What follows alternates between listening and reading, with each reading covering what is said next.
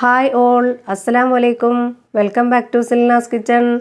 ഇന്നത്തെ റെസിപ്പി നല്ല ടേസ്റ്റി ആയിട്ടുള്ള ഒരു അടിപൊളി സോഫ്റ്റ് ആയിട്ടുള്ള പഞ്ഞി പോലത്തെ ഒരു റൊട്ടി റെസിപ്പിയാണ്. ഈ റൊട്ടി രാവിലെ ചുട്ട് വൈകിട്ട് വരെ ഇരുന്നാലും പഞ്ഞി പോലെ ഇരിക്കുന്ന നല്ല സോഫ്റ്റ് ആയിട്ടുള്ള റൊട്ടി റെസിപ്പിയാണ്.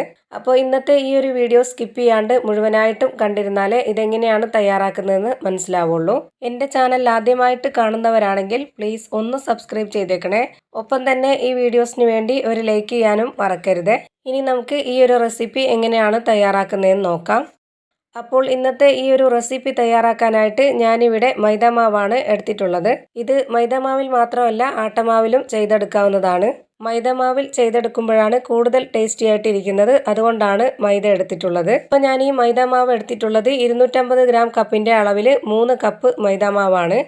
3 കപ്പ് മാവും ഈ ഒരു പാത്രത്തിലേക്ക് ഇട്ട് കൊടുത്തിട്ടുണ്ട്. ഇനി ഞാൻ ഇതുപോലൊരു കയ്യിലെടുത്ത് വെച്ചിട്ടുണ്ട്. ഇതിലേക്ക് കുറച്ച് സോഡാപ്പൊടി ഇട്ട് കൊടുക്കാം. ഒരു നുള്ള് സോഡാപ്പൊടിയും ആവശ്യത്തിനുള്ള ഉപ്പും 1/4 സ്പൂൺ പഞ്ചസാരയുമാണ് ഇതിലേക്ക് ഇട്ട് കൊടുക്കുന്നത്. ഇനി ഇതിലേക്ക് കുറച്ച് വെള്ളം ഒഴിച്ചു കൊടുത്തുകൊണ്ട് കൈവച്ച് നന്നായിട്ടൊന്ന് കലക്കിയെടുക്കാം. എന്നിട്ട് വേണം ഇതിലേക്ക് ഒഴിച്ചു കൊടുക്കാൻ. ഇത് മൂന്നും നന്നായിട്ട് വെള്ളം ഒഴിച്ച് കലക്കിയതിന് ശേഷമാണ് ഇതിലേക്ക് മിക്സ് ചെയ്ത് നമ്മൾ കുഴച്ചെടുക്കുന്നതെങ്കിൽ എല്ലായിടത്തും കറക്റ്റായിട്ട് ആ ഒരു ടേസ്റ്റ് കിട്ടും. ഈ പൊടിയിൽ നേരിട്ട് അങ്ങ് ഇട്ട് കൊടുക്കുകയാണെന്നുണ്ടെങ്കിൽ നമ്മളിത് കുഴച്ചെടുത്താലും അവിടെ ഇവിടെയൊക്കെ ആയിട്ട് അതിൻ്റെ ടേസ്റ്റ് വ്യത്യാസം വരും.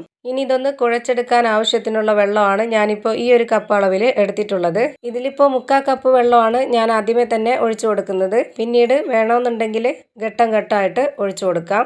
ഈ മാവ് നമ്മൾ പൊറോട്ടയ്ക്കൊക്കെ കുഴച്ചെടുക്കുന്ന അത്രയും നല്ലപോലെ തന്നെ കുഴച്ചെടുക്കണം. എന്നാലേ നമ്മുടെ ഈ ഒരു റൊട്ടി നല്ല സോഫ്റ്റായിട്ട് കിട്ടുള്ളൂ. ഇനി നേരത്തെ നമ്മൾ എടുത്തിട്ടുള്ള ആ ഒരു കപ്പിലെ വെള്ളം കുറച്ചുകൂടി ഒഴിച്ചു കൊടുക്കുന്നുണ്ട്. വെള്ളം ഒരല്പം മാത്രം ബാക്കി വെച്ചിട്ട് വീണ്ടും ഇത് നന്നായിട്ടൊന്ന് കുഴച്ചെടുക്കാം. ഇനി ലാസ്റ്റായിട്ട് ഒരല്പം കൂടി വെള്ളം ഇതിലേക്ക് ഒഴിച്ചു കൊടുക്കണം. നേരത്തെ നമ്മൾ 1 കപ്പ് വെള്ളം എടുത്തതിൽ ബാലൻസ് വന്നിട്ടുള്ള വെള്ളമാണ് ഇതിലേക്ക് ഒഴിച്ചു കൊടുത്തത്. ഇപ്പോൾ 3 കപ്പ് മൈദാമാവിന് അതേ കപ്പ് അളവിൽ തന്നെ 1 കപ്പ് വെള്ളമാണ് ഒഴിച്ചു കൊടുത്ത് കുഴച്ചെടുത്തിട്ടുള്ളത്.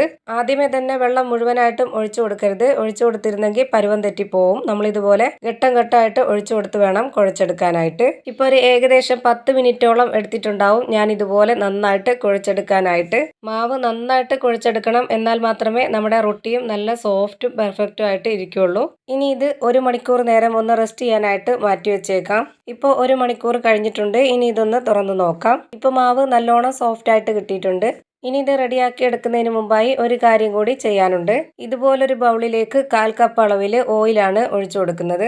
ഇനി ഇതിലേക്ക് 3 സ്പൂൺ അളവിലുള്ള മൈദപ്പൊടിയും ഇട്ട് കൊടുക്കാം. ഇനി ഇത് നന്നായിട്ടൊന്ന് ഇളക്കി യോജിപ്പിക്കാം. ഇപ്പോൾ ദാ ഈ ഒരു പരുവത്തിലാണ് കിട്ടിയിട്ടുള്ളത്. ഇത്രയും കട്ടി പോരാ, കുറച്ചുകൂടി കട്ടിയായിട്ടിരിക്കണം. അപ്പോൾ അതിന് വേണ്ടിയിട്ട് 1 സ്പൂൺ അളവിലും കൂടെ മൈദപ്പൊടി ചേർത്ത് കൊടുത്ത് നന്നായിട്ടൊന്ന് മിക്സ് ചെയ്തെടുക്കുന്നുണ്ട്. ഇപ്പോൾ ദാ ഇതുപോലെ നന്നായിട്ടൊന്ന് മിക്സ് ചെയ്തെടുത്തിട്ടുണ്ട്. ഇതാണ് നമ്മുടെ ഈ ഒരു മിക്സിൻ്റെ പരുവം. ഇനി ഞാൻ നേരത്തെ റെഡിയാക്കി വെച്ചിട്ടുള്ള ആ മാവിൽ നിന്നും കുറച്ച് മാവെടുത്ത് ഇതുപോലെ ചെറിയൊരു ബോൾസ് ആക്കി എടുത്തിട്ടുണ്ട്. ഇതിൽ നമുക്ക് കുറച്ച് പൊടിയൊക്കെ ഇട്ട് കൊടുത്തിട്ട് നന്നായിട്ടൊന്ന് പരത്തിയെടുക്കണം. ഇതേ വലിപ്പത്തിലുള്ള ബോൾസ് ആക്കി എല്ലാ മാവും മാറ്റിയിട്ട് ഇതുപോലെ ഓരോ മാവെടുത്ത് നന്നായിട്ടൊന്ന് പരത്തിയെടുക്കാം. ഇനി നേരത്തെ റെഡിയാക്കി എടുത്തിട്ടുള്ള ആ ഒരു ഓയിലിൻ്റെ മിക്സ് ഇതിലേക്ക് ഒഴിച്ചു കൊടുക്കാം. എന്നിട്ട് എല്ലാ ഭാഗത്തും നന്നായിട്ടൊന്ന് സ്പ്രെഡാക്കി കൊടുക്കുന്നുണ്ട്. ഇനി ഞാൻ ഈ മാവിൻ്റെ നടുക്ക് ഒരു ഗ്ലാസ് വെച്ച് കൊടുത്തിട്ട് ഇതുപോലെ ഒന്ന് കട്ട് ചെയ്തെടുക്കുന്നുണ്ട്. ഇതുപോലെ കട്ട് ചെയ്തെടുത്തതിന് ശേഷം ഗ്ലാസ് മാറ്റിയിട്ട് ഇതേപോലെ ഓരോ അറ്റവും നമുക്ക് ഇതുപോലെ ഒന്ന് മടക്കി കൊടുക്കാം. ഇതുപോലെ വെച്ച് കൊടുത്തതിന് ശേഷം ഇതിൻ്റെ അടിഭാഗത്തോട്ട് ഇതുപോലെ ഒന്ന് തിരികെ വെച്ച് കൊടുക്കുക. ഇതുപോലെ മാവ് നന്നായിട്ടൊന്ന് ഒതുക്കി വെച്ചതിന് ശേഷം നല്ലപോലെ വീണ്ടും ഒന്ന് പരത്തിയെടുക്കാം. ഒരുപാട് നന്നായിട്ട് പ്രസ് ചെയ്യാതെ നമുക്കിത് നല്ലപോലെ തന്നെ തിരിച്ചു മറിച്ച് ഇട്ടൊന്ന് പരത്തിയെടുക്കാം. ഇതുപോലെ ചെയ്തെടുത്തത് നല്ല ലെയറോട് കൂടിയിട്ടുള്ള നല്ല സോഫ്റ്റ് ആയിട്ടുള്ള ഒരു റൊട്ടി കിട്ടാനാണ്. നമ്മുടെ ആ ഒരു ഓയിൽ മിക്സും ഇതുപോലെ കട്ട് ചെയ്ത് മടക്കിയതിന് ശേഷം നമ്മൾ പരത്തി കൊടുത്തതും എല്ലാം കൂടി ആകുമ്പോഴത്തേക്ക് നല്ല സോഫ്റ്റ് ആയിട്ടുള്ള പഞ്ഞി പോലത്തെ ഒരു റൊട്ടിയാണ് കിട്ടുന്നത്. ഇപ്പോൾ ഞാൻ പരത്തിയെടുത്ത മാവ് ചൂടായ പാനിലേക്ക് ഇട്ട് കൊടുത്തിട്ടുണ്ട്. എണ്ണ ഒന്ന് സ്പ്രെഡ് ചെയ്തെടുത്തതിന് ശേഷമാണ് ഈ മാവ് ഇട്ട് കൊടുത്തത്.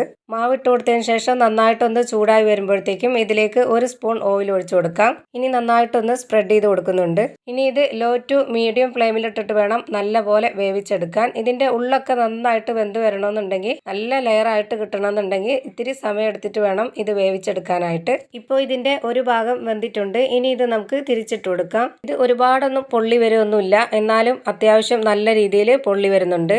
അതുകൊണ്ടാണ് ഇതിൻ്റെ ഉള്ളൊക്കെ നല്ല ലെയറോട് കൂടി ഇളകി വരുന്നത്. ഇനി ഈ ഭാഗം ഒന്നുകൂടി വെന്ത് കിട്ടാനുണ്ട്. അതിനായിട്ട് ഞാനിതൊന്നുകൂടി തിരിച്ചിട്ട് കൊടുക്കുന്നുണ്ട്. ഇതേപോലെ താഴത്തെ ഭാഗവും കൂടി വെന്ത് വരണം. ഇപ്പോൾ 2 സൈഡും നന്നായിട്ട് വെന്ത് കിട്ടിയിട്ടുണ്ട്. ഇനി ഇത് നമുക്ക് എടുത്തു മാറ്റാം. ഇനി ഇത് ചൂടോടെ തന്നെ കൗണ്ടർ ടോപ്പിലേക്കോ അല്ലാന്നുണ്ടെങ്കിൽ പരന്ന പാത്രത്തിലേക്കോ ബോർഡിലേക്കോ വെച്ച് കൊടുത്ത് നന്നായിട്ട് പൊറോട്ടയൊക്കെ അടിച്ചെടുക്കുന്ന പോലെ ഒന്ന് അടിച്ചെടുക്കണം. ഇതേപോലെ തന്നെ എല്ലാ മാവിലും ചുട്ട ഉടനെ തന്നെ ഇതുപോലെ അടിച്ച് റെഡിയാക്കി വെച്ചിട്ടുണ്ട്. ഇത് നിങ്ങൾക്ക് കാണുമ്പോൾ തന്നെ അറിയാൻ പറ്റും എത്രത്തോളം നല്ല സോഫ്റ്റ് ആയിട്ടുള്ള ലെയർ ആയിട്ടുള്ള റൊട്ടിയാണ് റെഡിയായി കിട്ടിയിട്ടുള്ളതെന്ന്. നല്ല പഞ്ഞി പോലത്തെ പൂ പോലത്തെ നല്ലൊരു റൊട്ടി റെസിപ്പിയാണ് റെഡിയായി കിട്ടിയിട്ടുള്ളത്. കടലക്കറിയുടെ കൂടെയോ ഇറച്ചിക്കറിയുടെ കൂടെയോ ഏത് കറിയുടെ കൂടെ വേണമെങ്കിലും കഴിക്കാൻ പറ്റുന്ന നല്ലൊരു റൊട്ടി റെസിപ്പിയാണിത്. തീർച്ചയായിട്ടും ഒരു തവണയെങ്കിലും ഒന്ന് ട്രൈ ചെയ്ത് നോക്കണം. നിങ്ങൾക്ക് എല്ലാവർക്കും നല്ല ഇഷ്ടമാവും. എത്ര കഴിച്ചാലും മതിയാവില്ല. അപ്പോൾ ഇത്രയേ ഉള്ളൂ എൻ്റെ ഇന്നത്തെ റെസിപ്പി ഇഷ്ടമായാൽ ലൈക്ക് ചെയ്യാനും കമൻറ്റ് ചെയ്യാനും ഷെയർ ചെയ്യാനും മറക്കരുത്. ഞാനിടുന്ന പുതിയ വീഡിയോസ് നോട്ടിഫിക്കേഷനായിട്ട് കിട്ടുന്നതിന് വേണ്ടി സബ്സ്ക്രൈബ് ചെയ്ത് ബെല്ലൈക്കൺ അമർത്തി അതിൽ ഓൾ എന്ന ഓപ്ഷൻ കൊടുക്കാനും മറക്കരുത്. പുതിയൊരു വീഡിയോയുമായി വീണ്ടും വരും. Thank you for watching.